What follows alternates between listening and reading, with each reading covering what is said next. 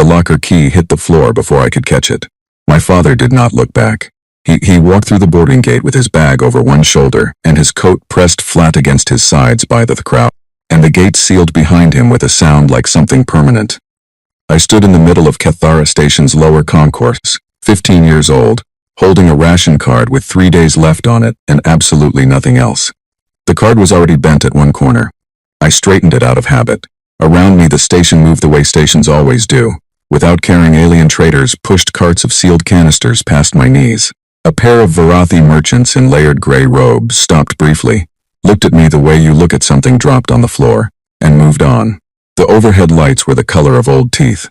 The air smelled of fuel residue and something sweet gun bad, like overripe fruit sealed in a metal container for too long. I was not going to cry. I had decided that already. I picked up the locker key from the floor. It was small, dull silver, with the number 114 stamped on one face. My father had told me it was important. He had said there was something inside that would help me. He said it quickly, looking at the gate clock, not at me. I held the key tightly and walked to the locker bays on the east side of the concourse. Locker 114 contained a change of clothes, a data chip with a partial station map, and a paper note that said, "You are smarter than I ever gave you credit for. I am sorry." There was no credit transfer. There was no contact address. The note did not say where he was going. I folded the note into my shirt pocket and kept moving. For 3 days I lived off the ration card, eating at the public dispensers near the transit hub. Compressed grain blocks that tasted like cardboard soaked in salt water and then dried again. I slept in the 24-hour transit lounges where the benches were hard and the lights never dimmed, pretending to wait for a departure that was not coming. I learned very quickly that Kathara Station had no particular interest in a lone human child. Humans were, as one dockmaster later explained to me in a tone of casual fact, a temporary species, young, loud, fragile, and almost certainly destined for irrelevance within the next few centuries. He said this not to be cruel. He said it the way you say the weather is cold. It was simply his assessment. On the 4th day, the ration card stopped working. I was not going to panic. I decided that too. What I did instead was walk. I walked every corridor of the lower station, every maintenance passage I could find an unlocked door to, every docking bay with an open grate. I was looking for work. I was prepared to do anything: carry cargo, clean surfaces, sort parts, run messages. I asked 14 businesses in the first 2 days. A Charathi parts supplier told me humans lacked the physical structure for his work. A Vekhari data courier firm told me their insurance did not cover biological operators from developing status species.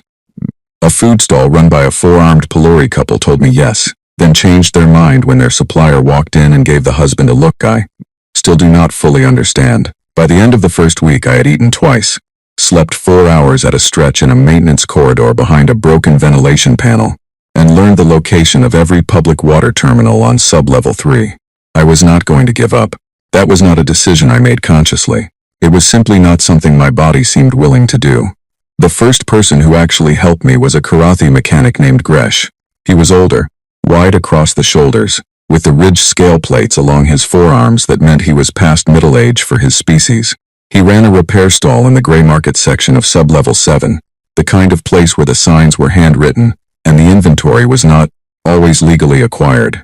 I had found a cracked navigation relay in a discarded parts bin near the waste processing area and carried it to him, hoping to sell it for food credit. He looked at the relay. He looked at me. He said, "You cleaned this." I had. I had spent an hour with a cloth and some solvent I found in an unlocked supply closet, because I figured a clean part was worth more than a dirty one.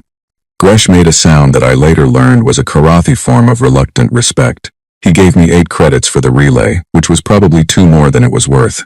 He did not offer me work, but he did not chase me away either. I sat in the corner of his stall for the rest of that afternoon, watching him work, asking nothing. The next day I came back and found a cracked power coupling near the same waste bin. I cleaned it and brought it to him. This became a pattern. Over the following 2 weeks, I learned where the discarded parts ended up, which bins were emptied and when, and which components could be cleaned and resold for enough credit to buy food. I was not making a living. I was surviving. There is a difference, and at 15 I knew exactly what it was. It was during one of my late-night part-finding runs along the lower docking bays that I found Dock 99, Omega. The docking bay was at the very end of a corridor that dead-ended at a pressure seal. The overhead light was out on one side. The bay itself was set slightly lower than the others, as if the station had built it as an afterthought and then immediately regretted the decision. The pressure seal was marked with a yellow decommission band that was peeling at one corner, and the door sensor blinked orange rather than the standard green. She was inside. I did not know what she was at first. I saw a shape through the grimy observation window. Large, dark, the kind of outline that takes a moment to resolve into something recognizable. I pulled the door open. The seal groaned. The smell hit me immediately. Cold metal, old oil, and something underneath both that I could not name. A dryness that made the back of my throat feel like I had been breathing recycled air for too long. She was a ship, human-built, which I could tell immediately from the line of the hull. Rounder than Vekari designs, heavier in the aft than Charathi freighters. She was roughly 40 meters from nose to engine cowl, which put her in the light transport category, though the cargo bay extension on her port side suggested she had been modified at some point for heavier loads. Her hull was the color of dark iron, except where previous repairs had patched her with lighter-grade alloys that had not quite matched, giving her a scarred, uneven surface that caught the emergency lights in irregular patches. One of her landing struts had been jury-rigged with a brace of welded pipe. Her forward viewport was cracked along one edge and sealed from the inside with an orange repair strip. A decommission order had been pinned to the exterior boarding ramp with a magnetic fastener, folded twice against the wind from the ventilation system. I stood in that doorway for a long time. Then I stepped inside. The boarding ramp creaked under my boots. The interior was dark except for the faint green glow of a single emergency light near the rear of the corridor. The walls were the standard brushed metal of human commercial vessels.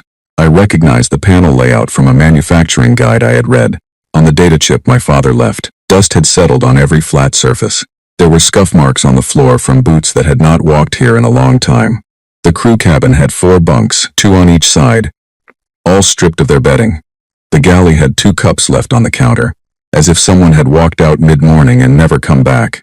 I sat down on the floor of the corridor, put my back against the wall, and looked at the dark ceiling above me. This ship had been abandoned. That much was obvious. The decommission order meant she had been declared forfeit. No owner of record, no active registration, condemned for salvage. She was, by every legal and practical standard, worthless.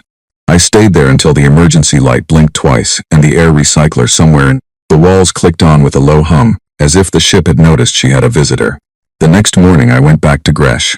I did not ask him for help directly. I told him about the ship. I described the hull, the strut repair, the cracked viewport, the emergency light that still functioned. I told him the model designation I had found on a maintenance plate near the boarding ramp. An ISV reclaimant, Class 3 light transport, registration number long since flagged as inactive. Gresh listened without interrupting. When I was done, he was quiet for a moment. Then he said, "You want the ownership papers, provisional ones," I said. "Enough to stop her being stripped for parts before I can figure out the rest. You have nothing to trade for that." "I have this." I put the locker key on the counter between us. Key number 114, the last thing my father left me. Gresh picked it up and turned it over. He knew what locker bay it opened. He could check the contents himself before agreeing to anything. Whatever was in that locker was now worth more to him than it was to me. I had already taken everything I needed from it. He looked at me for a long moment with his flat amber eyes. "You are either very brave," he said slowly, "or very foolish." "I am hungry and I need a place to sleep," I said. "Maybe both." He made that sound again, the reluctant respect sound. He took the key. 2 days later, he handed me a provisional ownership certificate for the ISV reclaimant, signed by the sub-level 7 gray market notary, who handled this kind of documentation and asked no questions worth answering. I walked back to Dock 99 Omega with the papers in my hand, pulled the decommission order off the boarding ramp, and folded it neatly before putting it in my pocket. Then I went inside and told the empty ship that nobody was going to take her apart. She groaned somewhere in her walls. I took that as agreement. I had no food, no tools, no crew, and no plan beyond the next 12 hours. I had a cracked ship and a piece of paper that said she was mine. I put my back against the wall of the corridor again, exactly where I had sat the night before, and I looked at the dark ceiling, and I thought about the expression on my father's face in the moment before he walked through the gate. It had not been guilt. It had not even been relief. It had been the face of someone putting down a heavy thing they had been carrying for too long. I decided, sitting on the floor of a dead ship on the lowest level of a station that did not care whether I lived or disappeared, that I was not going to be a heavy thing anyone put down. I was going to be something else entirely. I just had not figured out what, yet. The first thing I did was sleep. Not because I was giving up on the day, but because I had not slept properly in a week, and the floor of the reclaimant's crew corridor, while hard and cold and smelling of old metal, had one quality that no bench in the transit lounge possessed. It was mine. Nobody was going to shake me awake and ask for a boarding pass. Nobody was going to look at me the way the Varathi merchants had on my first day. The way you look at something temporary that has not quite gotten the message yet. I woke up to the sound of the ventilation system cycling. The emergency light had shifted from green to amber, which I did not understand yet. Later I would learn that amber meant the power reservoir was at 12%. But in that first morning, I lay on the floor and looked up at the ceiling and listened to the ship breathe around me, the low clicks and hums of systems running on residual charge, and I felt something that took me a moment to identify. It felt like being found. That was strange because nothing about my situation had improved. I was still 15, still alone, still on the wrong end of a station that considered my entire species mildly amusing at best. But there was something about the reclaimant. The way she creaked when the ventilation shifted, the way the emergency light threw long shadows down the corridor, that felt less like being inside a broken machine and more like being inside something that was waiting, something that had been patient for a long time and was prepared to be patient a little longer. I got up, dusted off my clothes, and went to find Gresh. I needed tools. I did not have money for tools, which meant I needed to earn money, which meant I needed work, which meant I needed Gresh to tell me what broke on sub-level 7 and who needed someone to fix it. This was not a complicated chain of logic. What it required was showing up every day and being useful enough that eventually someone decided to pay me for it. Gresh was already at his stall when I arrived, sorting a pile of power couplings by condition. He did not look up when I walked in. "Can I use the corner?" I asked. He made a non-committal sound. I picked up a coupling from the rejected pile and looked at it. The contact surface was fouled with oxidation buildup, which was common in the station's lower levels where the air quality was worse. I found a cleaning cloth and the solvent bottle I had been using for the past 2 weeks and started working on it. We did not speak for 2 hours. By the end of the morning I had cleaned and tested 9 couplings that Gresh had sorted as unsalvageable, and 6 of them had passed his basic conductance check. He resolved them without comment. When the midday customers started arriving, he handed me a credit chip with 40 on it and told me to come back the following morning. I came back every morning for the next 3 months. In that time I learned more about power systems, hull composites, life support cycling, and engine alignment than I had learned in all my years of school on Earth, which, to be fair, had not been particularly distinguished years of school. Gresh was not a kind teacher. He did not explain things twice. He had a habit of watching me make a mistake in silence, waiting until I had committed fully to the wrong approach, and then saying one word in a tone that communicated exactly how avoidable the error had been. But he was precise, and he was honest. And when I did something correctly, he would sometimes say acceptable in a way that, from Gresh, meant something close to brilliant. More importantly, he knew people. And people in sub-level 7 knew things that were not in any manual. The reclaimant's main problem was her reactor. Not completely dead, cold shutdown, which was different. A cold shutdown meant all the fuel had been purged, and the ignition sequence locked, usually as an automated safety response to some kind of serious fault. The fault log, I discovered on my 3rd visit to the ship, was partially corrupted. I could see that something had triggered the shutdown, but could not read the details clearly enough to know what it was. I told Gresh about this. He did not respond immediately. He finished the repair he was doing, a delicate business involving a Vicari sensor array, and a connector that was not designed for it, and then he put down his tools and looked at me. "You are planning to restart that reactor," he said. "Eventually. You understand that if you do not clear the fault before restart, you will likely destroy the ship and a significant portion of this dock. That is why I have not done it yet." He was quiet again for a moment. Then he said something that surprised me. "There is a man on sub-level 9. His name is Pedro. He used to service human military vessels during the expansion period. If he is sober enough to be useful, he may know your reactor class." He gave me no further directions, no introduction, and no help finding sub-level 9. I spent half a day locating it. The service lifts only went to sub-level 8, and the remaining descent required a maintenance ladder that passed through a section of the station that smelled profoundly of something I chose not to investigate. Pedro turned out to be a human, which I had not expected. He was old, 60, maybe older, with white hair cut short and hands that shook slightly when he was not working on something. He lived in a small space behind a secondary engineering depot, and spent most of his time doing minor electrical repairs for the surrounding businesses. He was not easy to talk to. He had the manner of someone who had decided a long time ago that most conversations were not worth the effort. I showed him the fault log on my data chip. He looked at it for a long time. Then he said, "That is a cascade interrupt. Something in the secondary coolant loop triggered the fault sensor. The sensor is probably misread. These reactors had a known calibration issue. You will need to replace the sensor node and reset the fault register before you attempt restart." Where do I find a replacement sensor node for a Class 3 transport reactor? He looked at me with tired eyes. "You build one." This turned out to be technically possible, if not simple. Pedro walked me through it. Over the following 6 weeks, in between working for Gresh, I visited Pedro 3 evenings a week. He taught me how the sensor architecture worked, what the fault register actually measured, and how to build a replacement node from components that could be sourced from the gray market stalls in the sub-level 7 section. He charged me nothing for this, which I eventually understood was not generosity but practicality. Teaching me was something to do, something that required his hands to stay steady. The night I installed the replacement sensor node in the reclaimant's reactor chamber, I was 16 years old. My hands were shaking worse than Pedro's ever had. The reactor chamber was not designed for comfortable access. I was lying on my side on a narrow service ledge, working by a handheld light, with the node housing 6 inches from my face and approximately 0 margin for error. The node seated correctly. The fault register cleared. I climbed out of the reactor chamber, sat down on the floor, and put my face in my hands. Not from fear. From the release of 6 months of sustained effort arriving all at once in a single moment of completion. Then I went to the cockpit.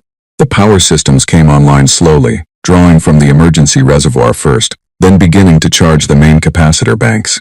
Panel lights that had been dark for what the logs told me was 4 years began to glow. The main display flickered twice before stabilizing. The life support system ran its startup cycle and announced, in a calm automated voice that startled me so badly I nearly fell out of the pilot seat, that all primary systems were nominal. And then something else came online. The ship's AI had been listed in the decommission notes as non-functional, core fragmented. What that meant, I discovered over the next 48 hours, was that the AI's memory architecture had partially preserved itself in a protected partition while main power was down, but the startup sequence had never been triggered because the power had never come back on. What I had assumed was dead was not dead. It was waiting. Like the ship herself, she came back in pieces. First there were numbers, navigation calculations running in the background, checking star position data against the internal clock, noting the discrepancy between her last known position and current sensor readings.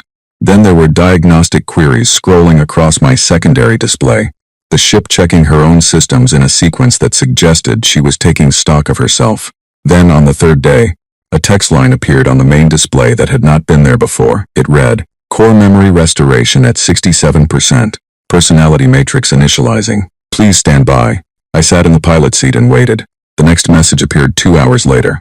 "Restoration complete.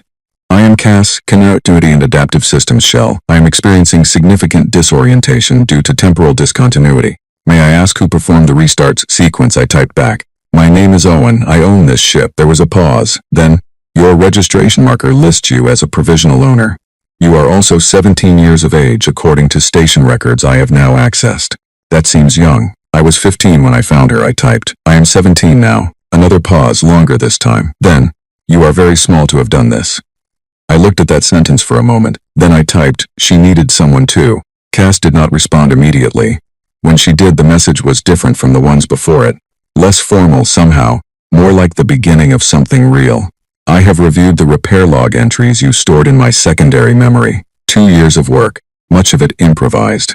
Some of it genuinely impressive. I would like to run a full systems assessment before I make any further judgment about your competence." "Go ahead," I typed. She ran assessments for 6 hours. When she was done, she produced a report that was 22 pages long and contained 47 items requiring attention, rated from critical to cosmetic. I read all 22 pages twice. Then I added the list to the repair log and started at the top. By the time I was 18, 14 items had been resolved. By 1931, by 20, the last 6. The final item was a cosmetic one, a section of interior panel plating on the port corridor wall that had warped slightly due to heat cycling.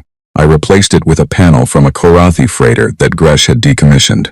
It did not match the surrounding panels exactly. The color was slightly different, the texture slightly rougher. Cass noted the mismatch in her maintenance log and then added, structurally adequate, aesthetically imperfect. This appears to describe many aspects of this vessel. Is that a complaint? I asked. No, she said. It is an observation. I have grown rather fond of aesthetically imperfect things. During the years of repair, the Varathi merchant from my first day on the station, a man whose name I eventually learned was Corin Vath, attempted to have my ownership papers invalidated. He filed a claim with the Cathara Station Arbitration Council, arguing that the reclaimant qualified as human cultural salvage under a trade provision that allowed parties to claim abandoned vessels from developing status species if no active ownership could be demonstrated within 3 years of decommission. The decommission date on the reclaimant was just within the 3-year window. The arbitration hearing was scheduled for a morning 3 weeks after I turned 18. I sat alone at the respondents' table. No lawyer, no advocate, across from Corin Vath and 2 representatives from his trading house. They looked at me the way they had that first day, temporary, easily resolved. I had spent every evening for the previous 2 weeks reading the Cathara Station Arbitration Code in full, all 940 pages of it.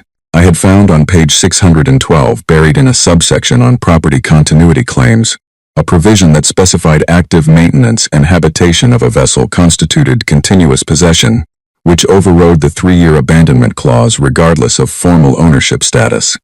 I had been living on the reclaimant for 2 years. I had the maintenance logs to prove it. The hearing lasted 40 minutes. I presented the provision, the logs, and a signed statement from Gresh, who, it turned out, had been watching my case with quiet attention. Confirming the repair timeline, Corin Vath's representatives argued briefly, then stopped, then spoke quietly to each other. The arbitration officer reviewed the provision, reviewed the logs, and ruled in my favor. Corin Vath looked at me on the way out of the hearing room. He did not say anything, but the expression on his face was different from the one he had worn when he walked in. It was the beginning of something I had not expected to earn for a long time yet. He was calculating. That was fine. I had time. The first real flight came 2 weeks after the arbitration. Cass had cleared the propulsion systems 3 months earlier, but I had spent the interval completing the navigation array and the docking interface, neither of which I had been willing to skip. When I finally pressed the ignition sequence, the reactor came up clean. No faults, no hesitation. The drives engaged with a vibration that ran through the floor, and up through the pilot seat and into my spine, and it was the best thing I had ever felt. We went up. We went up badly, to be entirely honest. The attitude control needed adjustment. The altitude stabilizers were slightly off-calibrated, which Cass had warned me about but which I had not fully appreciated until we were 40 meters above the dock, with the ship crabbing sideways at an angle that suggested we were trying to fly diagonally through a station wall. Cass corrected 3 times in quick succession, her voice entirely calm, while I overcorrected twice and undercompensated once, and generally demonstrated that knowing how to repair a ship and knowing how to fly a ship were 2 separate bodies of knowledge with only partial overlap. We did not crash. We did not even come close to crashing, technically, though the clearance between our port side and a docked Vekari cargo hauler was approximately 4 meters at one point, and the hull's automated proximity alarm triggered, and there was some noise from the dock traffic control channel that I chose not to fully process in the moment. We came down. I set her down hard, not dangerously but not gracefully. The landing struts absorbed the impact with a clang that echoed through the hull. I sat in the pilot seat and breathed for a moment. Statistically improbable survival, Cass said. I started laughing. I could not help it. It came out of nowhere. The kind of laughter that has nothing to do with something being funny, and everything to do with something enormous, finally being real. You are laughing, Cass observed. Yes, I said. Is that an appropriate response to a suboptimal flight performance? I have no idea, I said. But we flew. She flew. There was a short pause. Cass said we did. The first cargo run came 6 weeks later. A small logistics broker on sub-level 4 named Nell, one of the handful of human business operators on the station, needed someone to carry a shipment of medical components to a mid-range colony platform 4 days out. Every other carrier had declined. The pay was low. The route passed through a gravity interference zone that added transit time, and the platform had a reputation for slow payment. I took it. Nell looked at me across her desk with careful eyes. She was about 40, with short brown hair and the permanent slight tension around her eyes of someone who had been operating a business in alien majority space for a long time and had learned to trust slowly. You You have your papers? She asked. I put the ownership certificate on her desk. She checked it, verified the registration Cass had finalized the week before, and reviewed the ship spec sheet. You have done this run before? She asked. No, I said. Have you done any run before? No. She looked at me for a moment. Then she looked at the ownership papers again. Then she looked at me again. Owen, she said, if you lose that cargo, I will not be able to pay the colony on time, and they will hold my contract. I understand, I said. If you are late by more than 1 day, same result. I understand. If you break the medical components through improper cargo securing, same result. I understand all of that, I said. I will not be late, and I will not lose the cargo, and I will not break anything. I have been preparing this ship for 2 years to do exactly this. She was quiet for a long moment. Then she pushed the cargo contract across the desk. I delivered the shipment in 3 days and 14 hours, 18 hours ahead of schedule. The medical components arrived intact. The colony platform paid on receipt. On the way back, passing through the gravity interference zone, Cass noted that she had logged the optimal transit path through the zone for future reference and added it to her navigation library. It was not a difficult thing to note. It was simply something she did, one small addition to a growing body of knowledge that was ours and no one else's. I was 19 years old. The reclaimant hummed beneath me, alive and whole, carrying me home. I thought about the floor of the transit lounge, the ration card with 3 days left on it, the locker key. I thought about what Corin Voth's face had looked like at the arbitration hearing, and how it had changed. I did not feel triumphant. I did not feel like anything dramatic. I felt the way you feel when you have been building something for a long time, and you finally pick it up and realize it is solid. Not finished, never finished, but solid. That was enough for now. The station did not change, I changed. By the time I was 21, the reclaimant had made 37 runs. Not all of them had gone smoothly. On the 9th run, a navigation beacon in the outer corridor had been destroyed by debris, and we had come out of a transit lane into a position 2,000 kilometers off course, which required 4 hours of recalculation and burned more fuel than I had budgeted. On the 17th run, a cargo client had deliberately misrepresented the weight of a shipment, and we had flown overloaded for 2 days before I realized the numbers did not add up and redistributed the load manually. On the 23rd run, a docking clamp at a mid-tier station had malfunctioned and held us locked to the bay for 11 hours while I argued with Port Authority through a chrome communication system that was clearly not designed to accommodate human vocal frequencies. I had learned something from each one of those runs. Not lessons in any organized sense, more like the slow accumulation of knowledge that happens when you do something repeatedly and pay close attention to what goes wrong and why. Cass had a word for this. She called it calibration. She applied it to navigation, to engine management, to fuel consumption modeling. But I thought it applied to everything. Every difficult run was calibration. Every unreasonable client was calibration. Every alien port official who looked at my documentation with barely disguised skepticism and then found some procedural reason to slow my clearance was calibration. I was being calibrated. The question was what I was being calibrated for. The answer started to become clear on a morning in my 21st year, when a Korathi navigator named Breck showed up at the reclaimant's boarding ramp and knocked on the hull with the back of his fist. Breck was disgraced, in the Korathi sense of the word, which was not quite the same as the human sense. He had made a navigational error 3 years earlier on a Chirathi long-range survey vessel, an error that was not catastrophic, but had damaged the survey schedule significantly, and resulted in him being formally removed from the Korathi Navigators Guild. Without guild membership, he could not work on any Korathi vessel in any capacity. He was, in the blunt language of the station gray market, available. I had heard of him through Gresh, who mentioned him without particular recommendation. I had observed him for 2 weeks from a distance. The way he moved through the station, the way he interacted with the parts dealers and the data brokers, the quality of his attention when something interesting crossed his path. He was not careless. The error that had ended his guild membership had been a judgment call made under pressure with incomplete information, which was the kind of error I had more respect for than most people seemed to. I offered him a navigation position. He asked what I was paying. I told him honestly, not much but more than nothing, which was what most people were currently offering him. He came aboard. 2 weeks later, a human mechanic named Cole arrived at the same boarding ramp. Cole was 25, from a colony platform in the mid-range, and had a gambling problem that had resulted in him owing a sum of money to a Vakari entertainment syndicate that he could not repay if he stayed on their station. He was an excellent mechanic. His hands did not shake and his diagnostic instincts were sharp, and he genuinely loved engines the way some people love art. Not because they were useful, but because they were beautiful when they were working right. He asked if I needed a mechanic. I asked if he was planning on gambling again. He thought about it for a moment and then said, probably not in any way that would directly affect the ship. I respected the honesty. He came aboard. The third crew member was harder to categorize. Cass brought her to my attention, which was unusual.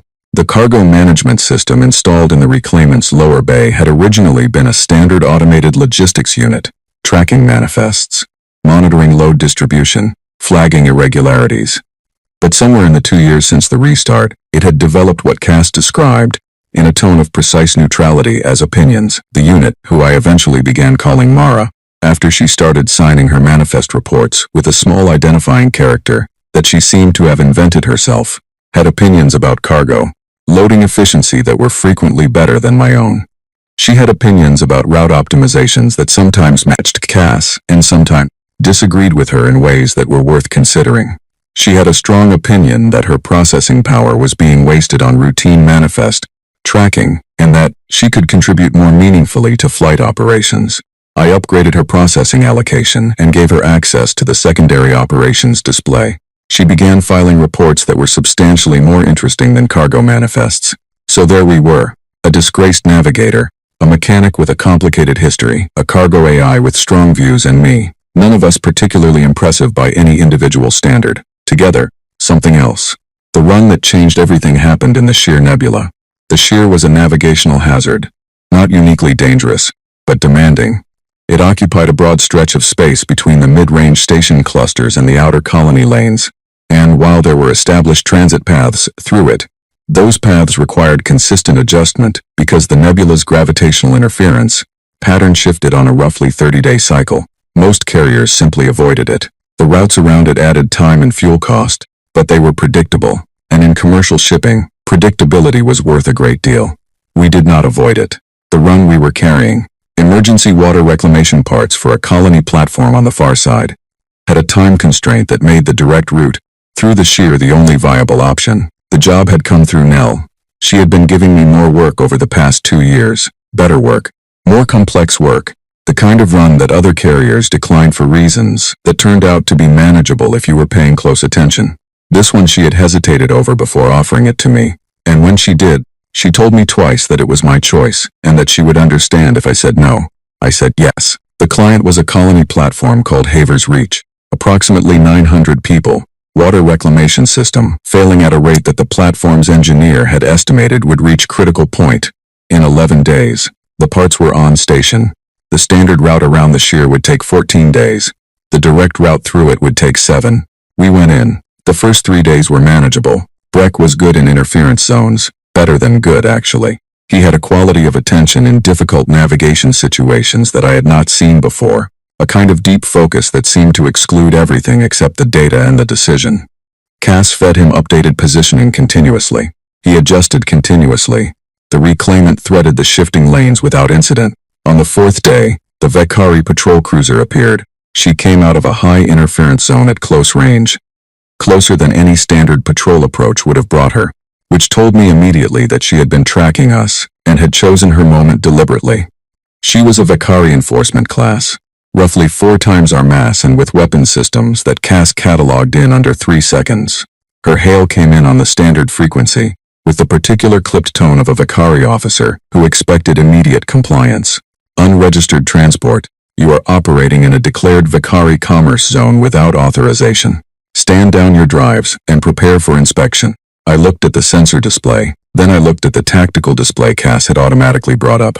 Cass, I said quietly, what is our distance to navigation marker 7? 42 seconds at current speed, she said. Mark 7 is the entry point for the deep interference corridor. Can they follow us through the deep corridor? A short pause. Their vessel mass and drive configuration make the deep corridor exceptionally hazardous for them. My assessment is that they will not attempt it. However, our own transit will also be hazardous. I calculate a 68% success probability for our passage without structural damage. What about with your assistance on the transit calculations? Another short pause. She was computing. 79%. Breck, I said. He was already looking at the navigation display. I see it, he said. It is possible. The lane shifts at marker 9 and again at marker 11. We will need to be very precise. Can you do precise? He turned and looked at me. His expression was difficult to read, as Chorathi expressions often were for me. But something in his posture had changed. Something had straightened. Yes, he said. I opened the comm. Vakari Patrol, this is the ISV reclaimant. We are carrying emergency colony relief supplies under humanitarian priority designation to Haver's Reach platform. Our route is the fastest viable path to a colony in distress. We are not standing down. The response was immediate and angry. I closed the channel. Full drives, I said. What followed was 41 seconds of the most concentrated flying I had ever done. The deep interference corridor was not a lane in any standard sense. It was a series of relatively stable zones within a larger chaotic environment, connected by brief transition windows that Breck had to calculate on the fly as the interference pattern shifted around us. Cass ran the sensor array at full power. Cole, who had appeared in the cockpit doorway at some point without me noticing, watched the engine readouts and managed the power distribution with both hands working two separate interfaces. The Vakari cruiser attempted to follow us for approximately 8 seconds. Then her proximity alarm triggered. I could hear it briefly on the open channel before her communications officer closed it, and she pulled back. We came through the far side of the corridor at marker 14, which was not where we had planned to emerge, but was structurally sound and navigationally viable. Minor hull stress in the port sections 3 and 4, Cole reported. Nothing critical. I can repair it in transit. Cass spoke next. The Vakari cruiser has ceased pursuit. She is broadcasting a navigation warning on the corridor channel, marking our entry path as Class 4 hazard. I believe she is characterizing our transit as an uncontrolled exit. She followed us in, Breck said, with a particular quality in his voice that I had not heard from him before. She tried, I said. There was a silence in the cockpit. Then Cole, very quietly, said, we just outran a Vakari enforcement cruiser. We outflew her, I said. There is a difference. We delivered the water reclamation parts to Haver's Reach on day 7, 4 hours ahead of their deadline. The platform's engineer met us at the dock with an expression of genuine disbelief, as if he had not entirely allowed himself to believe we were coming until we were actually there. He was a small man, older, with the kind of permanent weariness in his face that came from years of keeping systems running with insufficient resources. He shook my hand with both of his and did not say anything for a moment. 900 people, he finally said. I know, I said. 900. He said again, as if the number needed to be repeated to stay real. I did not tell him about the Vakari cruiser. I did not tell him about the 41 seconds through the deep corridor. I just helped Cole carry the parts to the reclamation bay and watched while the platform's repair team got to work, and then I went back to the ship and sat in the pilot seat and let the weight of the previous week settle. Cass spoke after a few minutes of quiet. Your route through the Sheer Nebula has been logged in my navigation database. I have also filed a secondary navigation note based on Breck's real-time corridor calculations. The combination is likely the most accurate transit map of the deep interference zone currently in existence. Good, I said. I should also inform you that the Vakari cruiser's encounter report has been filed with Cathara Station Port Authority. Our vessel name is included. We are likely to receive additional scrutiny at future port calls. I know. This does not appear to concern you. I thought about this. No. I said, it does not. The story spread faster than I expected. Not through any formal channel, not through anything I said. I said nothing. But Haver's Reach had 900 people, and 900 people talked to other platforms, and somewhere in the transmission chain, the detail about the Vakari cruiser got attached to the story of the emergency run. Within 3 months of returning to Cathara Station, I started noticing something different in the way certain people looked at the reclaimant in her dock. Not everyone. Corin Voth still looked at me with the calculating expression he had worn since the arbitration hearing. The Vakari dockmaster still processed our clearance with theatrical slowness. Most of the station was entirely indifferent, but some people looked at the ship and then looked at me. And there was something in that look that had not been there before, something that was trying to decide whether what it had heard was accurate. I began receiving new inquiries, not from Nell, though Nell's confidence in me had grown considerably.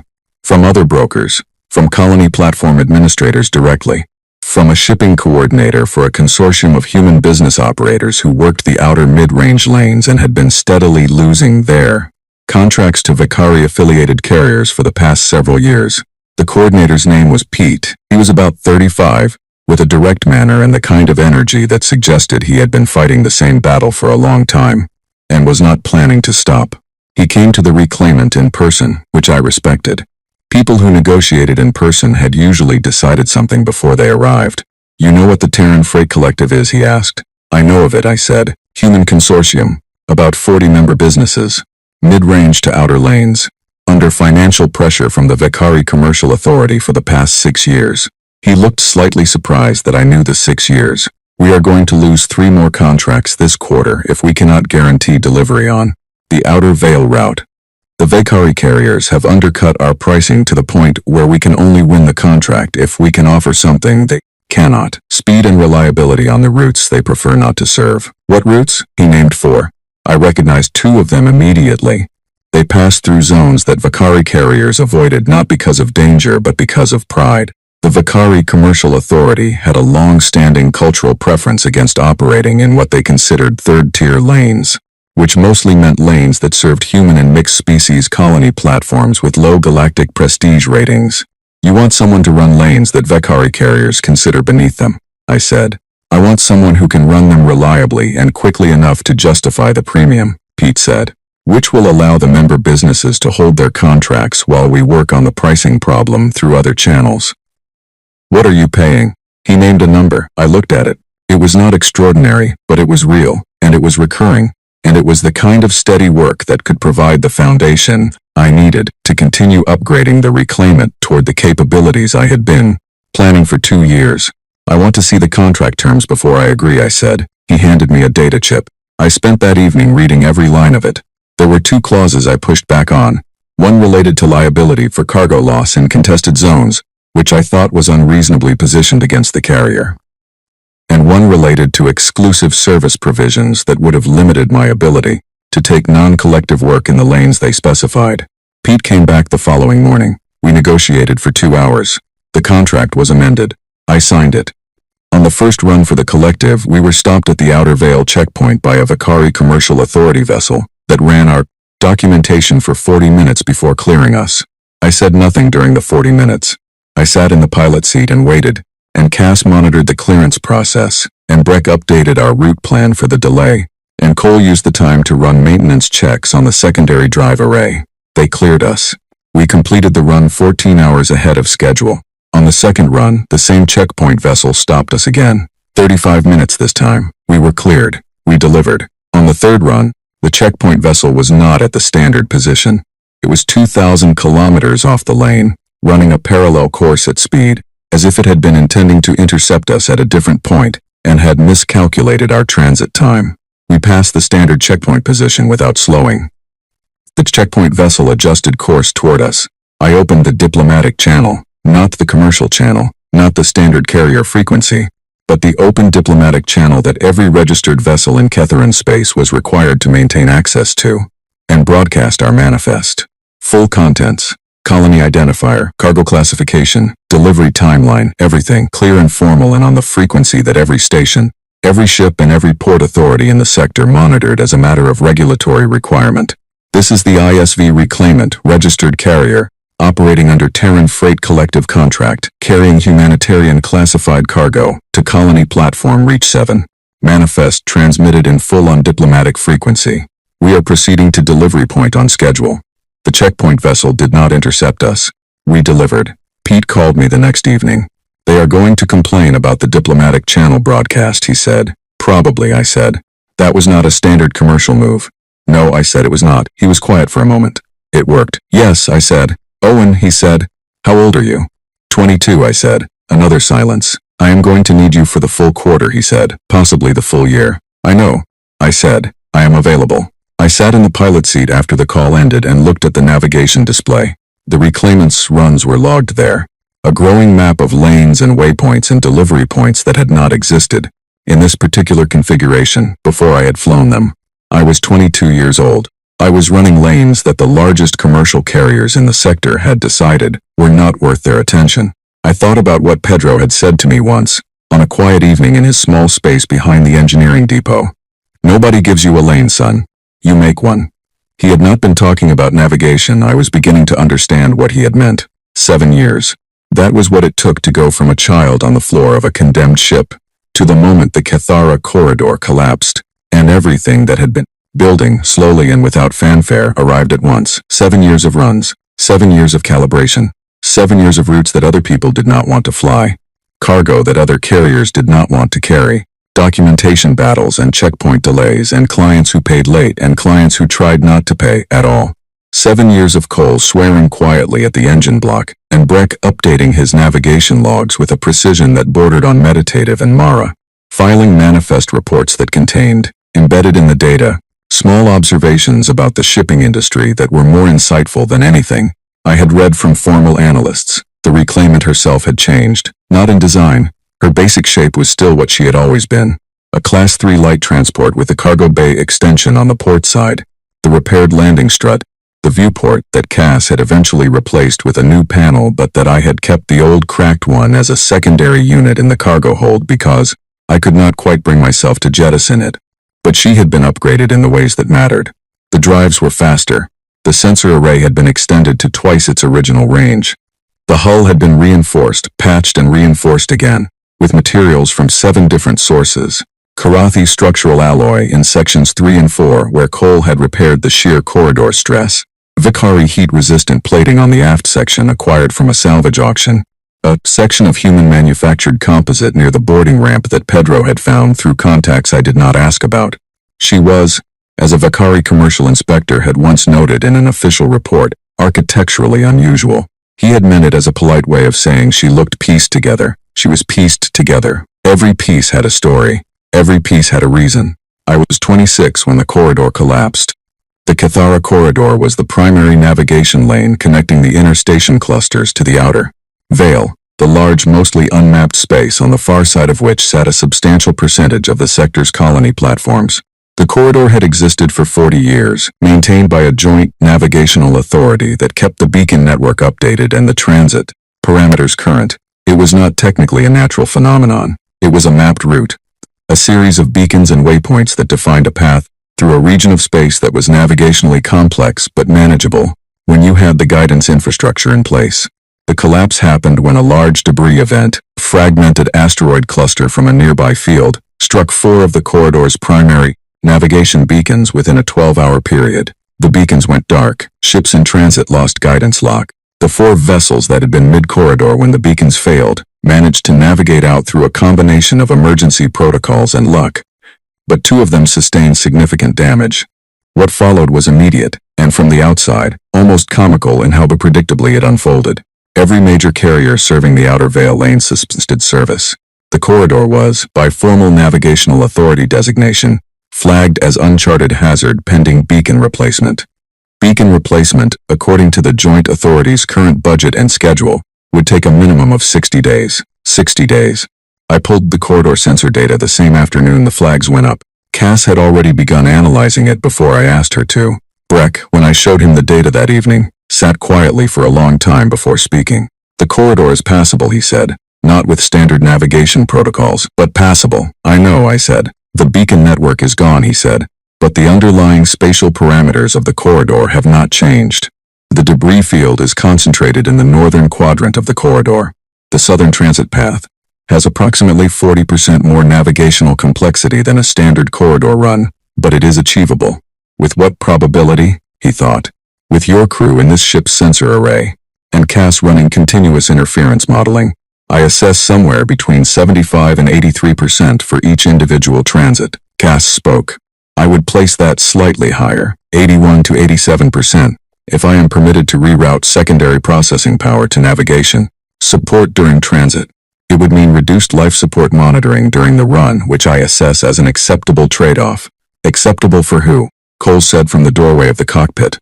He had been listening, as he often did, without making his presence known until a point arrived where he felt a specific thing needed to be said. Acceptable given current circumstances, Cass replied. I would not suggest it as a permanent configuration. Cole considered this. Then he said, what is on the other side of the corridor? I had pulled the manifest data that afternoon. 31 ships currently stranded at various points in the outer Vale. Colony platforms with supply runs overdue. Medical cargo, food cargo, equipment. Some of the platforms have 2-week reserves. A few have less. The cockpit was quiet. Pete had called me 3 hours after the corridor flags went up. He did not ask me to do anything. He said, I know you have been looking at the data. I just want you to know that the collective will cover fuel costs regardless of your decision. Then he had said, the platforms on the far side know your name. They know the reclaimant. I had not responded to that directly. I had thanked him and ended the call. Now I sat in the pilot seat and looked at the navigation display, where Cass had overlaid the debris field data on the corridor map in red, and the viable southern path in amber, and the 31 stranded ships as small white markers scattered through the outer veil space. The standard rescue contract minimum for a run like this, I said to Cass. What does it pay? Based on fleet equivalent risk ratings and current market rates for non-standard hazard operations, she said. A fair minimum contract would be in the range of 40,000 credits per vessel assisted. What is 1 credit? A very brief pause. 1 credit is the statutory minimum for a registered contract in Ketheran space. It is used symbolically in cases where the contracting party wishes to establish formal legal agreement without commercial exchange. I want to file a contract with the Joint Navigational Authority, I said. 1 credit. Rescue and recovery assistance, Kethara Corridor. Full scope. Cole made a sound that was not quite a word. Breck turned in his navigator's seat and looked at me with his flat amber eyes. 1 credit. Mara said from the secondary display, in the particular flat tone she used when she was processing something, and had decided to participate in the conversation. Yes, I said. You are making a point, she said. I am flying a route, I said. The point is incidental. We filed the contract at 6 in the morning, and entered the corridor at 7. The first transit took 11 hours. Cass ran her navigation modeling in continuous loops. Breck made adjustments every 4 to 7 minutes as the interference pattern shifted. I flew. Cole watched the engines and the hull stress monitors and the life support backup systems and everything else that needed watching, with the focus calm of someone who had learned to trust the ship and wanted to make sure the ship had reason to trust him back. We came through the southern path and emerged into outer veil space just past noon. The first ship we found was a Korathi freighter, stranded 400 kilometers from her planned waypoint, running on reserve power. Her captain, an older woman with the cautious manner of someone who had been told help was not coming, came on the communication channel with a question in her voice that she was trying to keep out. Reclaimant, are you the rescue contact? Yes, I said. You are alone? We are enough, I said. We could not tow the freighter. Our mass ratio was wrong for that. What we could do, and what Breck spent the next 3 hours working out, was provide her with the corridor transit parameters we had mapped on our way through. Cass transmitted her full navigation package to the freighter's AI. I talked the freighter's navigator through the route adjustments. We stayed with her until she was moving under her own power.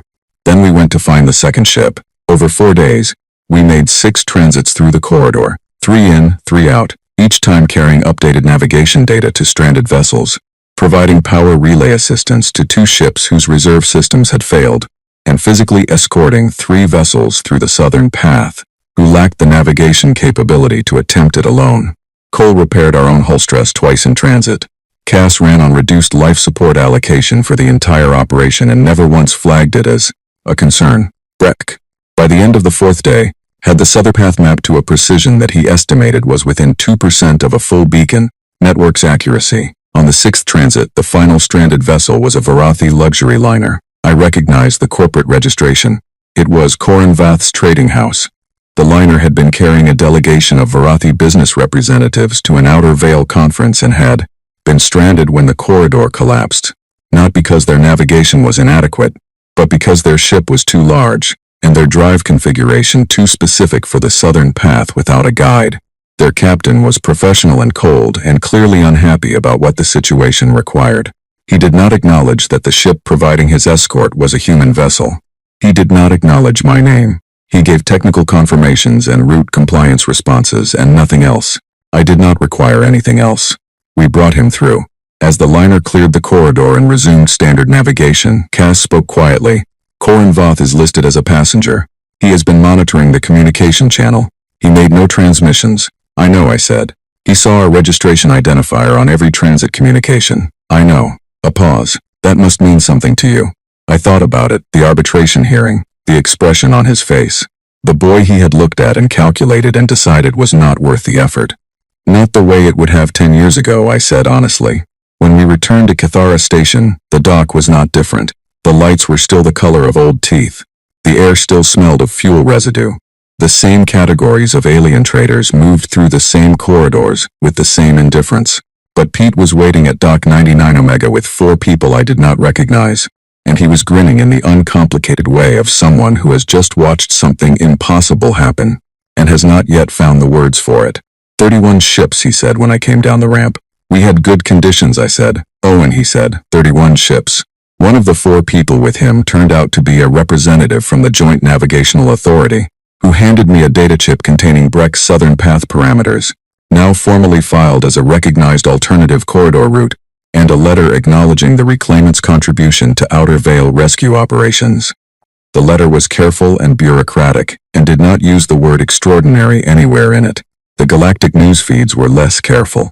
Someone on one of the stranded ships had been recording. The footage showed the reclaimant coming through the debris-scattered corridor, running lights steady, moving with the particular confident unhurriedness of a ship that knows exactly where it is going. The footage had been shared on the open station network and then the wider feed, and it had been accompanied by a comment from a Vekari senator. The same commercial authority that had been making our Outer Vale runs difficult for 3 years, who called the reclaimant an affront to naval architecture and a testament to human irrationality. He meant it as a dismissal. He meant it to be the end of the conversation. Instead, it became the headline. I read the messages for the next week. All of them. Humans from colony platforms, from station communities, from places I had never been and might never go. Some of them were long. Most were short. Many simply said some version of the same thing. We saw what you did. I read everyone. Pete offered me the fleet command position, full directorship of the Terran Freight Collective's operational arm, on the 3rd day after our return. He made the offer seriously and with evident conviction that it was the right next step. I declined. I am not a director, I said. Owen, after what just happened, I am a captain. That is what I am. He looked at me for a long moment. Then he nodded slowly, with the expression of someone who had expected this answer and had been hoping anyway. All right, he said. Then keep flying. I went back to the ship. Cass had completed her post-operation maintenance review and left a summary on the primary display. 3 items requiring attention. 1 cosmetic, 2 functional. Cole had already started on the functional ones. I sat in the pilot seat and read the maintenance report and felt, under everything else, the quiet, solid certainty of being exactly where I was supposed to be. 31 ships. 1 credit. It turned out those were not separate facts. They were the same fact, looked at from 2 different directions. I came back to Cathara Station on a morning in my 30th year. Not to dock for resupply. Not for a contract. Not because I had to. I had been to Cathara Station 140 times since the day I stood in the lower concourse with a ration card and a locker key, and I had never once thought of it as coming home. Home was not a place. Home was a vibration in the deck plates, and the sound of Cass running her morning diagnostics, and the smell of coffee that Cole made in the galley. Every day at 6, regardless of what time zone we were technically operating in. But something had drawn me back on this particular morning, with a quality that was different from routine. I brought the reclaimant in on the standard approach, and docked in a bay that was not Dock 99 Omega. That bay had been decommissioned and repurposed, which I had known from station records for 2 years, and which I had been quietly carrying around, like a small stone in a pocket. Our current berth was on the upper middle level, which was not a distinction that would have meant anything to me 15 years ago, but now meant that we were assigned to a section where the docking fees were higher, and the facilities were maintained to a commercial class standard, and nobody looked at your ship with expressions of amused dismissal. I came down the boarding ramp alone. Cole was running engine maintenance. Breck was updating the navigation database. Mara had a manifest review she considered urgent, and had made this known 3 times in the preceding hour. I told them I was going to walk. Cathara Station's lower concourse looked the same. That was the first thing that struck me, how unchanged it was. The lights were the same color. The air carried the same smell. The same categories of alien traders moved in the same patterns. Time had not touched the concourse in any way I could see. What was different was the wing. At the far eastern end of the concourse, where there had previously been a row of inactive vendor stalls sealed behind generic gray shutters, there was now a section with a different kind of energy. More human voices, English language signage alongside the standard galactic script. A human-operated coffee stall with a line of customers of 3 different species. A logistics office with the Terran Freight Collective logo on the door. And above the entrance to the wing, a small plaque mounted at eye height on the wall that said, Human Trade and Transit Hub. Established through the work of the Ketharan Independent Carrier Network. I had not known the plaque was there. Pete had filed the hub permit 6 months earlier, as Cass quietly informed me when I asked her about it on the way down to the concourse. She had seen it in the permit registry and chosen not to mention it, because she wanted to see my face when I found it. I stood in front of the plaque for a while. Then I walked the concourse. I walked it the way I had walked it at 15, every corridor, every section I could access. The gray market sublevels were quieter than they had been. The humans section of the main concourse was something I would not have believed if I had been told it was coming. 3 of the vendor stalls had permanent human operators. A legal services office had a notice in the window advertising representation for human-owned carrier registration disputes, which was a problem that had not had a professional solution when I arrived. I was standing near the transit hub, watching the board, when I noticed the kid. He was maybe 14, sitting alone on the floor near the wall, not on the bench, on the floor, with his back against the wall, and his knees drawn up, watching the docking bay monitors with an expression that I recognized before I understood why I recognized it, the hunger in it, the specific kind of hungry that is not about food. He was watching ships. I stood and looked at him for a moment. He had not noticed me. He was entirely focused on the monitor, and there was something about the quality of that focus, the absolute lack of performance in it, the fact that he was not watching because he thought someone might see him watching. That told me a great deal about how long he had been sitting there and why. I walked over. "Which one?" I said. He looked up, startled. Then he looked back at the monitor, after a moment, without pretense. "The Chorathi hauler. 3rd bay. I have been watching how the pilot adjusts trim during the final approach. She does something with the lateral stabilizers that I have not seen before." I looked at the monitor. The Chorathi hauler was on final approach, and the kid was right. There was something specific happening with the trim. I watched it for a moment. "She is using the lateral stabilizers to compensate for a misalignment in her aft drive coupling," I said. "If you watch the exhaust variance on the port engine, you can see it pulling slightly left. She is correcting manually rather than stopping for the repair, because the repair would cost her 3 hours and she is behind schedule." He was looking at me now. "How do you know that?" "I had the same problem for about 6 months on my first long stretch. You learn to recognize the way it looks from outside." He was quiet for a moment. "You fly?" "Yes." "What ship?" "The Reclaimant. She is in the upper middle bay." Something changed in his expression. Not dramatically. A slight widening of the eyes that was immediately controlled. In the way of someone who has learned to be careful about showing excitement in places where excitement can be used against you. "I have heard of that ship," he said. "Most people have," I said. He looked back at the monitor. I sat down on the floor next to him. Not on the bench, on the floor against the wall.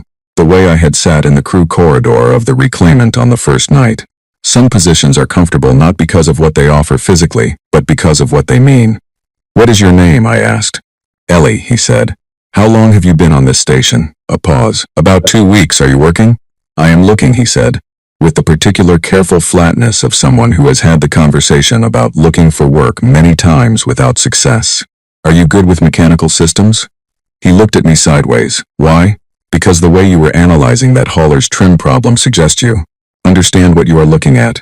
That is not common at 14. "I am 15, he said, with a small flash of something that was either correction or dignity.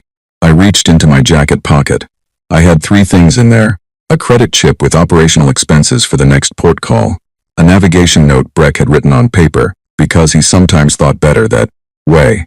And a spare crew access card for the Reclaimant that I had been carrying for 2 months without a specific reason.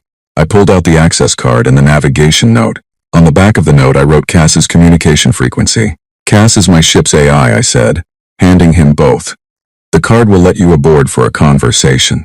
The frequency will let you reach her before you decide whether the conversation is worth having." He looked at the card and the note, then he looked at me. "What is the job?" he said. "I do not know yet," I said honestly. "But I know what it is not. It is not washing cargo containers or running errands in sub-level 7 for 8 credits a day." I paused.